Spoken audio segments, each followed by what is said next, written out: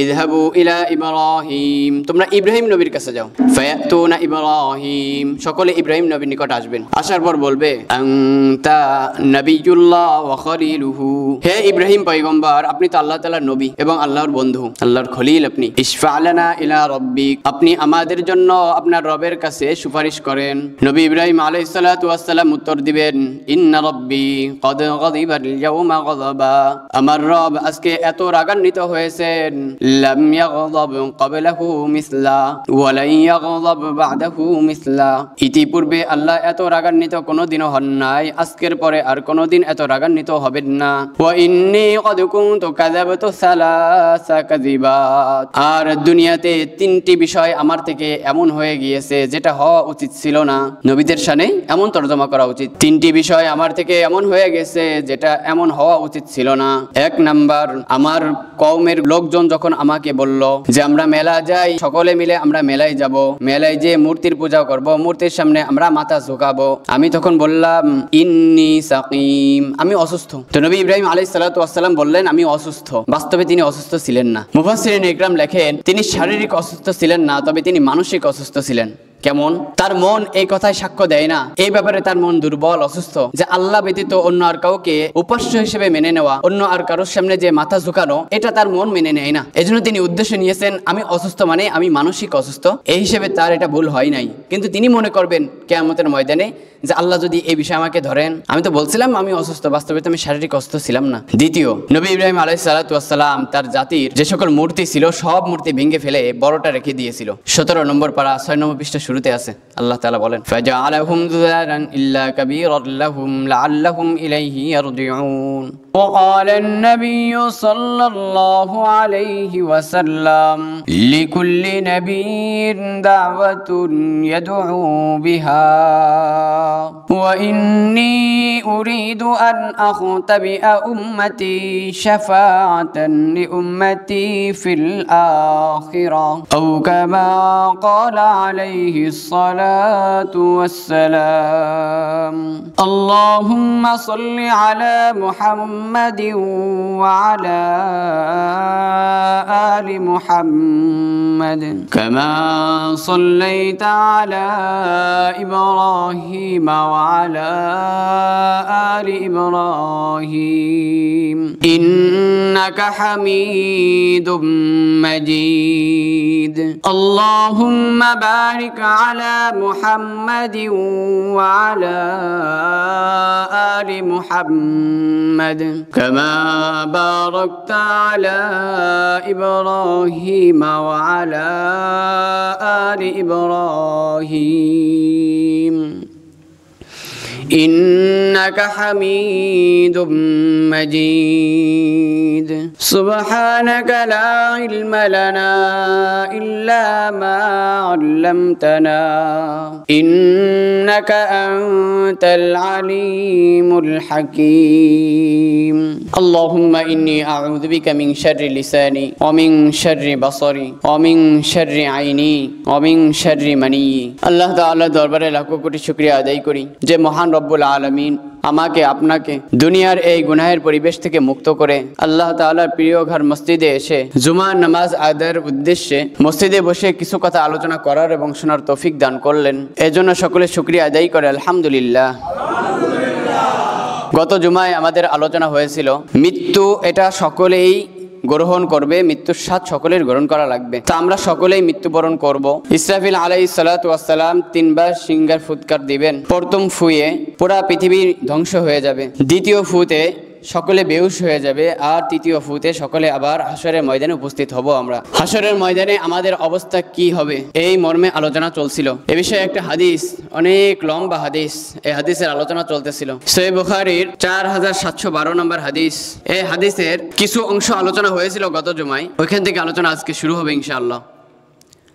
তো এই হাদিসের সার সংক্ষেপ যেটা আলোচনা হয়ে গেছে যে নবী করিম সাল্লাল্লাহু আলাইহি ওয়াসাল্লাম একদিন রানের গোস্ত খাচ্ছিলেন,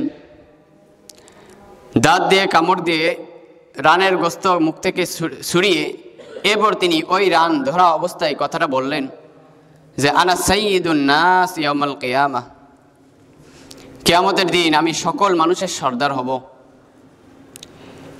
এই দিনের অবস্থা কেমন হবে নবীজি বলেন যে সূর্য এতটা নিকটে আসবে, মানুষ বিভিন্ন পেরেশানিতে থাকবে, যার যার আমল নিয়ে পেরেশানিতে থাকবে।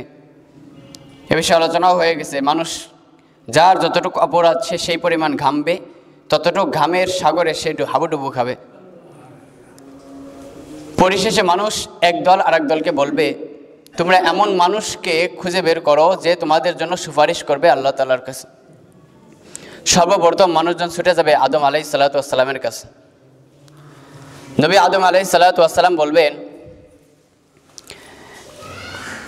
আমাকে আল্লাহ তাআলা একটা গাছের কাছে যেতে নিষেধ করছিলেন, আমার এই হুকুমটা পালনে একটু অন্যরকম হয়ে গেছে, আমি নিজেকে নিয়ে টেনশনে আছি, তোমরা অন্য আর কারোর কাছে যাও। এরপর সকলে যাবে হযরত ইব্রাহিম আলাইহিসসালাতু ওয়াসসালামের কাছে। হযরত নূহ আলাইহিস সালাম, আদম আলাইহিসসালাতু ওয়াসসালামের পরে সবাই আসবেন হযরত নূহ আলাইহিসসালাতু ওয়াসসালামের কাছে।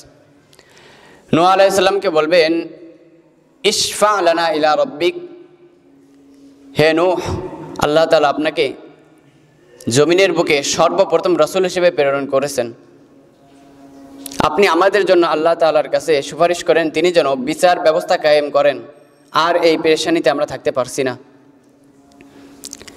তো নবী নূহ আলাইহিসসালাতু ওয়াসসালাম বলবেন যে প্রত্যেক নবীকে আল্লাহ তাআলা একটা দোয়া দিয়েছেন, নির্দিষ্ট দোয়া। ফাদাআউতুহা আলা কওমি, আমি আমার কওমের বিরুদ্ধে এই বদদোয়াটা করে নিয়ে নিয়েছি। কওমের বিরুদ্ধে দোয়াটা বলা যায় এখানে, কওমের বিরুদ্ধে আমি বদদোয়া করে ফেলেছি, আমার দোয়া শেষ। এখন আমি টেনশনে আছি, যদি আল্লাহ পাক বলেন যে আমার বান্দার বিপক্ষে তুমি কেন ওই দিনে দোয়া করছিলা, তখন আমার উত্তর কি হবে? আমি নিজেকে নিয়ে টেনশনে আছি। ইযহাবু ইলা গায়রি, তোমরা অন্য আর কারো কাছে যাও। এই পর্যন্ত আলোচনা হয়েছিল গত জুমায়। হাদিস অনেক দীর্ঘ হাদিস, মনোযোগ সহকারে শুনতে হবে। তো নূহ আলাইহিসসালাতু ওয়াসসালাম মানুষদেরকে বলবেন, ইযহাবু ইলা গায়রি, তোমরা অন্য আর কারো কাছে যাও। ইযহাবু ইলা ইব্রাহিম, তোমরা ইব্রাহিম নবীর কাছে যাও। ফায়াতুনা ইব্রাহিম, সকলে ইব্রাহিম নবীর নিকট আসবেন। আসার পর বলবে, আনতা নবিয়ুল্লাহ ওয়া খলিলুহু, হে ইব্রাহিম পয়গম্বর, আপনি তো আল্লাহ তাআলার নবী এবং আল্লাহর বন্ধু, আল্লাহর খলিল আপনি। ইশফা লানা ইলা রাব্বিক, আপনি আমাদের জন্য আপনার রবের কাছে সুপারিশ করেন। নবী ইব্রাহিম আলাইহিসসালাতু ওয়াসসালাম উত্তর দিবেন, ইন্না রাব্বি ক্বাদ গাযিবাল ইয়াওমা গাযাবা, আমার রব আজকে এত রাগান্বিত হয়েছেন, লাম ইয়াগযাব ক্বাবলাহু মিসলা ওয়া লা ইয়াগযাব বা'দাহু মিসলা, ইতিপূর্বে আল্লাহ এত রাগান্বিত কোনোদিনও হন নাই, আজকের পরে আর কোনোদিন এত রাগান্বিত হবেন না। ওয়া ইন্নী ক্বাদ কুনতু কাযাবতু সালাসা কাযিবাত, আর দুনিয়াতে 3টি বিষয় আমার থেকে এমন হয়ে গিয়েছে যেটা হওয়া উচিত ছিল না। নবীদের শানে এমন তর্জমা করা উচিত, 3টি বিষয় আমার থেকে এমন হয়ে গেছে যেটা এমন হওয়া উচিত ছিল না। 1 নাম্বার, আমার কওমের লোকজন যখন আমাকে বলল যে আমরা মেলা যাই, সকলে মিলে আমরা মেলায় যাব, মেলায় যে মূর্তির পূজা করব, মূর্তির সামনে আমরা মাথা ঝুঁকাবো, আমি তখন বললাম ইন্নী সাকিম, আমি অসুস্থ। তো নবী ইব্রাহিম আলাইহিসসালাতু ওয়াসসালাম বললেন আমি অসুস্থ। বাস্তবে তিনি অসুস্থ ছিলেন না। মুফাসসিরিন ইকরাম লেখেন, তিনি শারীরিক অসুস্থ ছিলেন না, তবে তিনি মানসিক অসুস্থ ছিলেন। কেমন? তার মন এই কথায় সাক্ষ্য দেয় না, এই ব্যাপারে তার মন দুর্বল, অসুস্থ, যে আল্লাহ ব্যতীত অন্য আর কাউকে উপাস্য হিসেবে মেনে নেওয়া, অন্য আর কারোর সামনে যে মাথা ঝুঁকানো, এটা তার মন মেনে নেয় না। এই জন্য তিনি উদ্দেশ্য নিয়েছেন আমি অসুস্থ মানে আমি মানসিক অসুস্থ, এই হিসেবে তার এটা ভুল হয় নাই। কিন্তু তিনি মনে করবেন কিয়ামতের ময়দানে যে আল্লাহ যদি এই বিষয়ে আমাকে ধরেন, আমি তো বলছিলাম আমি অসুস্থ, বাস্তবে তো আমি শারীরিক অসুস্থ ছিলাম না। দ্বিতীয়, নবী ইব্রাহিম আলাইহিসসালাতু ওয়াসসালাম তার জাতির যে সকল মূর্তি ছিল সব মূর্তি ভেঙে ফেলে বড়টা রেখে দিয়েছিল। 17 নম্বর পারা 6 নম্বর পৃষ্ঠা শুরুতে আছে, আল্লাহ তাআলা বলেন فجعلهم ذُذَّارًا إِلَّا كَبِيرًا لَهُمْ لَعَلَّهُمْ إِلَيْهِ يَرْجِعُونَ। ইব্রাহিম আলাইহিস সালাতু ওয়াস সালাম তিনি সকল মূর্তি ভেঙে বড়টারে রেখে দিয়েছেন। কেন? যেন তারা আল্লাহ তাআলার নিকট ফেরে, অর্থাৎ তার উদ্দেশ্য অন্যরকম। এই যে বড়টারে রেখে দিলাম, সামনে আসবে আলোচনা, বড়টারে রেখে দিলাম যেন তারা আল্লাহ পাকের পরিচয় পায়। কিভাবে পাবে? যখন বড়টা রয়েছে বাকি সব ভেঙে গিয়েছে, তখন গোত্রের লোকজন আসলো, এসে বলল, قالوا من فعل هذا بآلهتنا إنه لمن الظالمين। আমাদের উপাস্যদের সাথে কে এই কাজ করলো? নিশ্চয়ই সে অনেক জুলুম করেছে, অত্যাচার করেছে। কিছু লোক বলল, সামি'না ফাতান ইয়াযকুরুহুম ইউকালু লাহু ইব্রাহিম। আমরা শুনেছি একটা যুবকের কথা যে শুধু মূর্তি নিয়ে সমালোচনা করত, তার নাম ইব্রাহিম। এরকম একজনের আলোচনা আমরা শুনছি, একদল বলল। তখন গোত্রের মূল নেতা যারা, তারা বলল, ফাতু বিহি আলা আয়ুনিন নাসি লাআল্লাহুম ইয়াশহাদুন। তাকে জনসম্মুখে নিয়ে আসা হোক, মানুষের সামনে নিয়ে আসা হোক, যেন তার প্রতি আমরা এমন একটা দৃষ্টান্ত পেশ করব, মানুষের শিক্ষা হয়ে যায়, কেউ যেন এই কাজ করতে সাহস না পায়, এমন আমরা করব। قالوا أأنت فعلت هذا بآلهتنا يا إبراهيم। গোত্রের লোকজন বলল, হে ইব্রাহিম, তুমি কি এই কাজ করেছো আমাদের উপাস্যদের সাথে? নবী ইব্রাহিম আলাইহিস সালাতু ওয়াস সালামের উত্তর কেমন ছিলেন?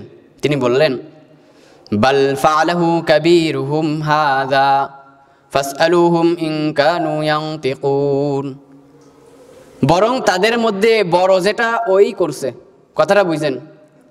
বরং তাদের মধ্যে বড় যে সে করছে। দুইটা উদ্দেশ্য হতে পারে। একটা স্পষ্ট উদ্দেশ্য, সেটা হলো বড় যে মূর্তি বেঁচে আছে, যেটাকে ভালো রাখছে আর কি, ভাঙ্গে নাই, ওটার দিকে ইঙ্গিত।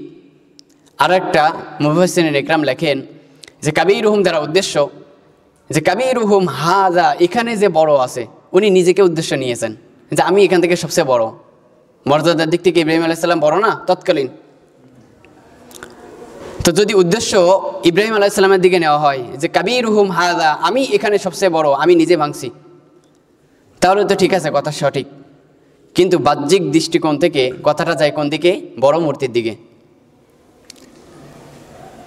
তো বড় মূর্তির দিকে যদি যাওয়া কথাটা যেয়ে থাকে, তাহলে ইব্রাহিম আলাইহিস সালাম কিয়ামতের দিন ভয় পাবেন যে আমি তো বলছিলাম বাল ফাআলাহুম কাবীরুহুম হাযা, বরং এই কাজটা করছে এদের মধ্যে সবচেয়ে বড়, এইখানে যারা আছে তাদের মধ্যে সবচেয়ে বড়। কথাটা যদি আল্লাহ পাক আমাকে ধরপাকড় করেন যে তুমি মিথ্যা কেন বললা, এই টেনশনে আছি আমি। তো নবী ইব্রাহিম আলাইহিস সালামের উত্তরটা কেমন ছিল? ফাসআলুহুম ইন কানু ইয়ানতিকুন। যাও তোমরা যে জিজ্ঞাসা করো যদি সে কথা বলতে পারে।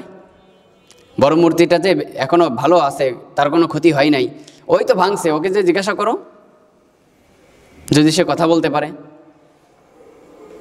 এই কথা শোনার পর গোত্রের লোকজনের মাথাটা একটু নিচু হয়ে গেল। তারা আবার ফিরে আসলো, এসে বলল যে ফারাজাউ ইলা আনফুসিহিম ফাকালু ইন্নাকুম আনতুমুয যালিমুন। এই যে কাজটা যে করছে সে অনেক জুলুম করছে, অনেক খারাপ কাজ করছে। সুম্মা নুকিসু আলা রুউসিহিম, তারা তাদের মাথা নিচু করে আসলো। লাকাদ আলিমতা মা হাউলাই ইয়ানতিকুন। এবার তারা বলল, এরা তো কথা বলতে পারে না, তাহলে এদের কাছে জিজ্ঞাসা করব কেন? ওরা নিজেরাই বলতেছে যে আমাদের যে বড় মূর্তিটা আছে এ তো কথা বলতে পারে না, তাহলে এর কাছে আমরা জিজ্ঞাসা করব কিভাবে? এইবার ইব্রাহিম আলাইহিস সালাম বললেন, আফাতা'বুদুনা মিন দুনিল্লাহি মা লা ইয়ানফাউকুম শাইআন ওয়া লা ইয়াদুররুকুম। আল্লাহ ব্যতীত তোমরা এমন কিছুর ইবাদত করো যারা তোমাদের উপকারও করতে পারে না, ক্ষতিও করতে পারে না। উফফিল লাকুম ওয়া লিমা তা'বুদুনা মিন দুনিল্লাহ। তোমাদের জন্য ধিক্কার, এবং তোমরা আল্লাহ ব্যতীত যাদের ইবাদত করো তাদের জন্য ধিক্কার। আফালা তা'কিলুন, এবার কি তোমরা বুঝবা না? তো এই যে কথাটা নবী ইব্রাহিম আলাইহিস সালাতু ওয়াস সালাম বললেন তাদের মধ্যে সবচেয়ে বড়, এখানে যারা আছে এদের মধ্যে সবচেয়ে বড়, এটা নিয়ে তিনি কিয়ামতের দিন ভয় পাবেন যদি আল্লাহ পাক আমাকে জিজ্ঞাসা করেন। এই হলো দুইটা। 3 নাম্বার, নবী ইব্রাহিম আলাইহিস সালাতু ওয়াস সালাম তার স্ত্রী সারা আলাইহা সালাতু ওয়াসসালামকে সাথে নিয়ে মিশরের এক পথ দিয়ে তিনি সফর করতেছেন, অতিক্রম করছেন। একজন জালেম বাদশা ছিল, নাম সিনান ইবনে ইলওয়ান। এই বাদশা কোনো সুন্দরী রমণী দেখলে তার প্রতি লোলুপ দৃষ্টি করত, তার সাথে খারাপ কাজ করার চেষ্টা করত। তো নবী ইব্রাহিম আলাইহিস সালাতু ওয়াসসালাম ওইখান থেকে অতিক্রম করতেছেন, এই সংবাদ বাদশার কানে গেল। বাদশাহ লোক পাঠাইলো তাকে ডাকার জন্য। ইব্রাহিম আলাইহিস সালাতু ওয়াসসালাম স্ত্রীকে শিখাই দিলেন, তুমি বাদশার সামনে এই কথা বলবা যে তুমি আমার বোন হও, তুমি আমার বোন লাগো। ইব্রাহিম আলাইহিস সালাতু ওয়াসসালামের যে ব্যাখ্যাটা ছিল, তার ব্যাখ্যা হলো যে আদম সন্তান হিসেবে আমরা ভাই বোন। সাধারণত ডাকাত দল ভাই বোনের পরিচয় দিলে তাদের মনটা একটু নরম হয়, যাকে এখানেও বড় ঘটনা। তো নবী ইব্রাহিম আলাইহিস সালাতু ওয়াসসালাম স্ত্রীকে নিজের বোন পরিচয় দিলেন। তিনি এটা নিয়েও ভয় পাবেন যে কিয়ামতের ময়দানে যদি আল্লাহ পাক এই জন্য আমাকে ধরেন। অথচ তার হিকমতটা ঠিক ছিল যে বনি আদমের সন্তান হিসেবে ভাই বোন, ঠিক আছে না? তো ইব্রাহিম আলাইহিস সালাম বলবেন, নাফসি, আমি নিজেকে নিয়ে ভয়ে আছি। এই যে তিনটা কাজ সে পৃথিবীতে হয়ে গেছে আমার ক্ষেত্রে, আমি এখন নিজেকে নিয়ে খুব ভয়ে আছি। ইযহাবু ইলা গায়রি ইযহাবু ইলা মূসা, তোমরা যাও অন্য আর কার কাছে যাও, যাও মূসা নবীর কাছে যাও। ফায়াতুনা মূসা, সকলে মূসা নবীর কাছে আসবে। আসার পর বলবে, আনতা মূসা কালিমুল্লাহ, হে মূসা পয়গম্বর, আপনি তো আল্লাহ তাআলার সাথে দুনিয়াতে কথা বলছেন। ইশফা লানা ইলা রাব্বিকা, আপনি আপনার রবের কাছে আমাদের জন্য সুপারিশ করেন। মূসা নবী বলবেন, ইন্না রাব্বি ক্বাদ গাযিবা ইয়াওমান লাম ইয়াগযাব মিসলাহু ক্বাবলা ওয়া লা ইয়াগযাব মিসলাহু বা'দা। আজকে আমার রব এত পরিমাণ রাগ হয়েছেন, ইতিপূর্বে এত রাগ কোনোদিনও হন নাই, আজকের পরে আর কোনোদিনও এত রাগ হবেন না। ওয়া ইন্নী ক্বাদ কুনতু ক্বাতালতু নাফসান লাম উমার বিকতলিহা, আমি দুনিয়াতে এমন এক ব্যক্তিকে হত্যা করেছি যাকে হত্যা করা সম্পর্কে আমাকে নির্দেশ দেওয়া হয় নাই। তিনি এক জালেমকে একটু টাচ করছেন, বাস সাথে সাথে মৃত্যুবরণ করছে মূসা আলাইহিস সালাতু ওয়াসসালাম। আল্লাহ পাক কোরআনের মধ্যে বলেন, ফাওয়াকাযাহু মূসা ফাকাদা আলাইহি, মূসা তাকে ঘুষি মারলো, সে মারা গেল।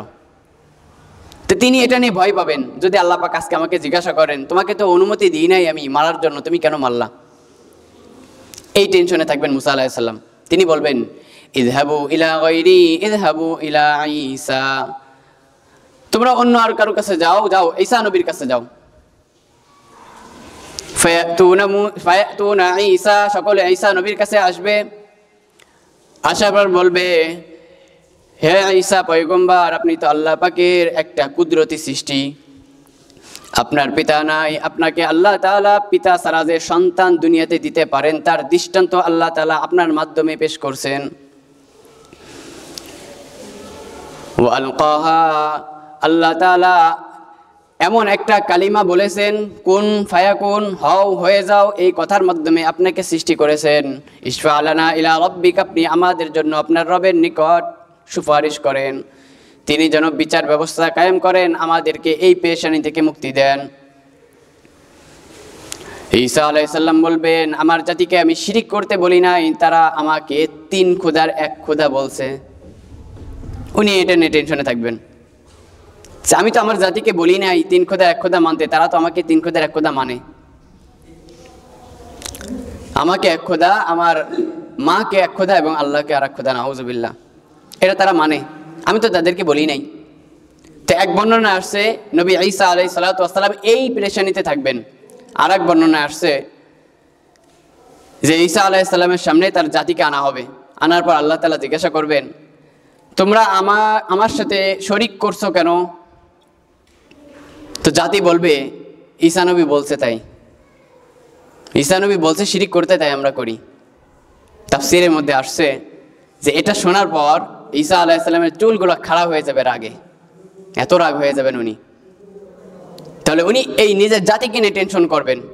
উনি নিজে বলবেন যে এখানে সেখানে যে লাভ নাই, চলো তোমাদেরকে এক জায়গায় নিয়ে যাই।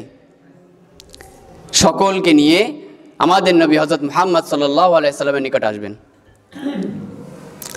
আসার পর নবীজি কিন্তু হাদিসটা বলতেছেন, নবী নিজে বলতেছেন, ফানতানিকু ফাআতি তাহতাল আরশ, আমি যাব, আমি রওনা করব, আমি যাব একদম আরশের নিচে। ফাআকাউ সাজিদান লিরাব্বি, আমি আমার রবের নিকট সিজদায় পড়ে যাব আরশের নিচে। সিজদা থেকে উঠবো না, সিজদায় পড়ে থাকবো আমি। হাত্তা ইউকাল ইয়া মুহাম্মদ ইরফা রাসাক সাল তু'তা ওয়াশফা তুশাফা, এক পর্যায়ে আল্লাহ তাআলা বলবেন, ও মুহাম্মদ মাথা উঠান, সাল তু'তা, আপনি যা চাইবেন তাই দেওয়া হবে, ওয়াশফা তুশাফা, আপনি সুপারিশ করেন, আপনার সুপারিশ মঞ্জুর করা হবে, আল্লাহ তাআলা বলবেন। তো নবীজি বলেন যে লিকুল্লি নবিয়্যিন দাওয়াতুন মুস্তাজাবা, প্রত্যেক নবীকে আল্লাহ তাআলা এমন একটা দোয়া দিয়েছেন যে দোয়া কবুল হবেই হবে, এরকম একটা স্পেশাল দোয়া আল্লাহ তাআলা দিয়েছেন প্রত্যেক নবীকে। ওয়া ইন্নী উরিদু আন আখতাবিআ দাওয়াতি শাফাআতান লিউম্মতি ফিল আখিরাহ, আর আমি চাই আমার এই স্পেশাল দোয়াটা আখিরাতের ময়দানে, আখিরাতে আমার উম্মতের জন্য আমি রেখে দিই। এটা আমি চাইছি, দুনিয়াতে চাইছি এটা আমি। অতএব ওই ময়দানে অন্য কোনো নবীর এতটুক পাওয়ার থাকবে না আমার যতটুক পাওয়ার থাকবে, এই দোয়ার কারণে। তো আল্লাহ তাআলা বিচার কার্য শুরু করবেন, বিচারের পাল্লা আল্লাহ তাআলা কায়েম করবেন। সূরা আম্বিয়ার 47 নম্বর আয়াতে আল্লাহ তাআলা বলেন, وَنَضَعُ الْمَوَازِينَ الْقِسْطَ لِيَوْمِ الْقِيَامَةِ فَلَا تُظْلَمُ نَفْسٌ شَيْئًا, আমি বিচার কার্য শুরু করব, কারোর উপর সামান্য পরিমাণও জুলুম করব না। তাহলে বিচার কার্য শুরু হবে। আমার আপনার ছোট বড় যত আমল হোক, বদ আমল হোক, সকল বিষয়ে 4টি সাক্ষী হবে। 1 নাম্বার সাক্ষী জমিন, আমার আপনার বিরুদ্ধে সাক্ষী দিবে। 2 নাম্বার ফেরেশতা, নিযুক্ত ফেরেশতা আমার আপনার বিরুদ্ধে সাক্ষী দিবে। 3 নাম্বার অঙ্গ প্রত্যঙ্গ আমাদের, এটাও সাক্ষী দিবে। 4 নাম্বার বলবো নাকি 4 নাম্বার কে? 4 নাম্বার আল্লাহ, আল্লাহ নিজেই সাক্ষী। তাহলে এই 4 জনের সাক্ষী কিয়ামতের দিন আমাদের বিপক্ষে সাক্ষী দিবে। 1 নাম্বার জমিন, সূরা মুলকের 16 নম্বর আয়াতে আল্লাহ তাআলা বলেন, আমিনতুম মান ফিস সামাই আন ইয়াখসিফা বিকুমুল আরদ ফাইযা হিয়া তামুর, তোমরা কি আসমানওয়ালার বিষয় একেবারে নিশ্চিত হয়ে গেছো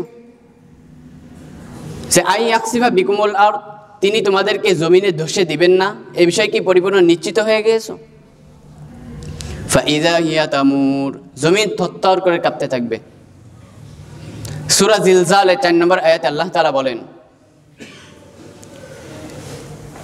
ইযা যুলজিলাতিল আরদু জিলজালাহা ওয়া আখরাজাতিল আরদু আসকালাহা ওয়া ক্বালাল ইনসানু মা লাহা ইয়াওমাইযিন তুহাদ্দিসু আখবারাহা, জমিন তার বৃত্তান্ত পেশ করা শুরু করবে, সাক্ষী দেওয়া শুরু করবে জমিন। তিরমিজি শরীফের 3353 নম্বর হাদিসের বর্ণনা এই হাদিসের মধ্যে আসছে, عن أبي هريرة رضي الله تعالى عنه قال قال رسول الله صلى الله عليه وسلم يومئذ تحدث أخبارها,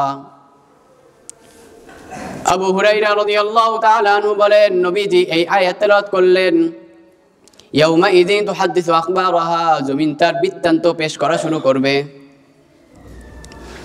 এই আয়াত তেলাওয়াত করার পর নবীজি বললেন, আতাদরুনা মা আখবারুহা, জমিন কি বৃত্তান্ত পেশ করবে, কি সাক্ষী দিবে, এটা তোমরা জানো নাকি? সাহাবায়ে কিরাম উত্তর দিলেন, আল্লাহু ওয়া রাসূলুহু আ'লাম, আল্লাহ এবং আল্লাহর রাসূলই ভালো জানেন।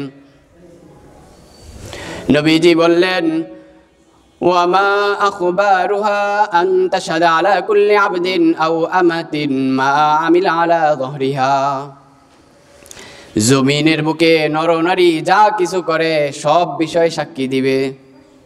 জমিন সে নিজে তার বুকের উপর যত নরনারী পুরুষ মহিলা যা কিছু করে সব সাক্ষী দিয়ে দিবে। ফায়াকুলু কাযা ওয়া কাযা ইয়াউমা কাযা ওয়া কাযা, অমুক ব্যক্তি অমুক স্থানে এই কাজ করেছে, অমুকে ওই কাজ করেছে, এভাবে সাক্ষী দিয়ে দিবে। তাহলে 1 নাম্বার সাক্ষী। এখন থেকে এই মসজিদ থেকে বের হবেন, রাস্তা দিয়ে হাঁটবেন, দিনে অন্তত একবার হলেও স্মরণ করবেন, এই জমিন পায়ের দিকে তাকাবেন, নিচেই তাকাবেন, এই জমিন এ আমার বিরুদ্ধে সাক্ষী দিবে। 2 নাম্বার ফেরেশতা। সূরা ইনফিতারের 10 থেকে 14 নম্বর আয়াতে আল্লাহ তাআলা বলেন, ওয়া ইন্না আলাইকুম লাহাফিযিনা কিরামান কাতিবিনা ইয়ালামুনা মা তাফআলুন, তোমাদের জন্য রয়েছে রক্ষণকারীগণ, হেফাজতকারীগণ, কিরামান কাতিবিন, যারা সম্মানিত লেখকবৃন্দ, যারা লেখেন, সম্মানিত লেখকবৃন্দ অর্থাৎ ফেরেশতা। ইয়ালামুনা মা তাফআলুন, তোমরা যা করো তারাও সব জানে। আমি তো জানি, তারাও জানে তোমরা যা করো। ইন্নাল আবরার লাফি নাঈম, যারা সৎ কাজ করবে তারা স্বাচ্ছন্দ্যের মধ্যে থাকবে, নাঈমের মধ্যে থাকবে। ওয়া ইন্নাল ফুজ্জার লাফি জাহিম, যারা অসৎ কাজ করবে তারা জ্বলন্ত আগুনের মধ্যে থাকবে। তাহলে ফেরেশতা 2 নাম্বার সাক্ষী, তারা সবকিছু লিপিবদ্ধ করবেন। লিপিবদ্ধ করে এই আমলনামা আল্লাহ তাআলার দরবারে পেশ করবেন। এই আমলনামাটা কেমন হবে? যার মধ্যে ছোট থেকে ছোট কোনো বিষয় লুকানো থাকবে না, সব প্রকাশিত হয়ে যাবে। সূরা যুখরুফের 80 নম্বর আয়াত, 25 নম্বর পারা 14 নম্বর পৃষ্ঠার শুরুর আয়াত। এই আয়াতে আল্লাহ তাআলা বলেন, আম ইয়াহসাবুনা আন্না লা নাসমাউ সিররাহুম ওয়া নাজওয়াহুম, তারা কি এই কথা মনে করে যে তারা গোপনে কিছু বললে আমি শুনতে পাই না? ওয়া নাজওয়াহুম, এবং তারা কানাঘোষা করলেও আমি শুনতে পাই না, এটা কি তারা মনে করে? বালা ওয়া রাসূলুনা লাদাইহিম ইয়াকতুবুন, অবশ্যই আমার লেখকবৃন্দ তাদের কাছ থেকে এগুলো লিখে নিবে। আমলনামা লেখা হয়ে গেল। এই আমলনামা আমরা কিভাবে নিয়ে উঠব? সূরা বানী ইসরাঈলের 13 এবং 14 নম্বর আয়াতে আল্লাহ তাআলা বলেন, ওয়া কুল্লা ইনসানিন আলজামনাহু তাইরাহু ফি উনুকি, প্রত্যেকের কর্ম তাদের গলার সাথে আল্লাহ তাআলা সংযুক্ত করে দিবেন। ওয়া নুখরিজু লাহু ইয়াওমাল কিয়ামাতি কিতাবান ইয়ালকাহু মানশুরা, আর আমি তাদেরকে কিয়ামতের ময়দানে এই আমলনামা একটা কিতাব আকারে উঠাবো। ইয়ালকাহু কিতাবান মানশুরা, এই কিতাবটা কেমন হবে? একেবারে উন্মুক্ত, ওরা দেখলে বুঝতে পারবে এতে কি কি লেখা আছে, সবাই দেখতে পাবে। ইকরা কিতাবাক, আল্লাহ তাআলা বলবেন পড়ো, তোমার আমলনামা তুমি নিজেই পড়ো। কাফা বিনাফসিকাল ইয়াউমা আলাইকা হাসিবা, তোমার হিসাব নিকাশকারী হিসেবে তুমি নিজেই যথেষ্ট, তুমি নিজের হিসাব নিজেই নিতে পারবা আজকে। আমাদের হিসাব আমাদের হাতে আসবে। যারা বেঈমান কাফের তারা এই হিসাব নিকাশ হাতে পাওয়ার পর কি বলবে? সূরা নাবার 40 নম্বর আয়াত, একদম শেষ আয়াত। এই আয়াতের মধ্যে আল্লাহ তাআলা বলেন, ইয়াউমা ইয়ানজুরুল মারউ মা কদ্দামাত ইয়াদাহু ওয়া ইয়াকুলুল কাফির, সেদিন সবার হাতে আমলনামা দেওয়া হবে। ইয়াকুলুল কাফির, বেঈমানরা কি বলবে দেখেন, ইয়া লাইতানি কুনতু তুরাবা, হায় আমি যদি মাটি হয়ে যেতাম, আমলনামা যদি আমাকে না দেওয়া হতো। তাহলে আমাদের 2 নম্বর সাক্ষী ছিল কে? ফেরেশতাগণ। 3 নম্বর সাক্ষী অঙ্গ প্রত্যঙ্গ। খুব সতর্ক থাকেন এই বিষয়ে। সূরা ইয়াসিনের 66 এবং 67 নম্বর আয়াতে আল্লাহ তাআলা বলেন, ওয়ালাউ নাশাউ লাতামাসনা আলা আয়ুনিহিম ফাস্তাবাকুস সিরাতা ফাআন্না ইউসিরুন, আমি যদি চাইতাম তাদের দৃষ্টি আমি নিয়ে যেতাম, তাদেরকে অন্ধ করে দিতাম, তাহলে তারা কিভাবে পথ চলতো? ওয়ালাউ নাশাউ লামাসাখনাহুম আলা মাকানাতিহিম ফামাস্তাতাউ মুদিয়াও ওয়ালা ইয়ারজিউন, আমি যদি চাইতাম তাদের স্থানসমূহ আমি বিকৃত করে দিব, তারা যে স্থানে আছে, যে জমিনে আছে, এটা আমি একদম বিকৃত করে দিব। ফামাস্তাতাউ মুদিয়াও ওয়ালা ইয়ারজিউন, তারা সামনেও যেতে পারতো না, আবার পিছেও আসতে পারতো না। অবস্থা কি হতো কিয়ামতের ময়দানে? যখন মানুষ অস্বীকার করবে আমার আমলনামায় এটা কেন আসছে, আমি তো এটা করি নাই। সূরা ইয়াসিনের 65 নম্বর আয়াতে আল্লাহ তাআলা বলে দেন, اليوم نختم على أفواههم وتكلمنا أيديهم وتشهد أرجلهم بما كانوا يكسبون। যারা এই কথা বলবে যে এটা তো আমার আমলনামায় ছিল না, আমি তো এটা করি নাই, কেন আসলো এখানে, মুখ দ্বারা বলার শক্তি থাকবে না, আল্লাহ তাআলা মুখে মোহর মেরে দিবেন। ওয়া তুকাল্লিমুনা আইদিহিম, তাদের হাত কথা বলবে যে হে আল্লাহ, আমার দ্বারা সে হারাম জিনিস ধরছিল, সুদের টাকা ধরছিল। ওয়া তাশহাদু আরজুলুহুম, পা সাক্ষী দিবে যে আল্লাহ, আমার এই পা ব্যবহার করে সে গুনাহের মজলিসে গিয়েছিল, গানের মঞ্চে গিয়েছিল।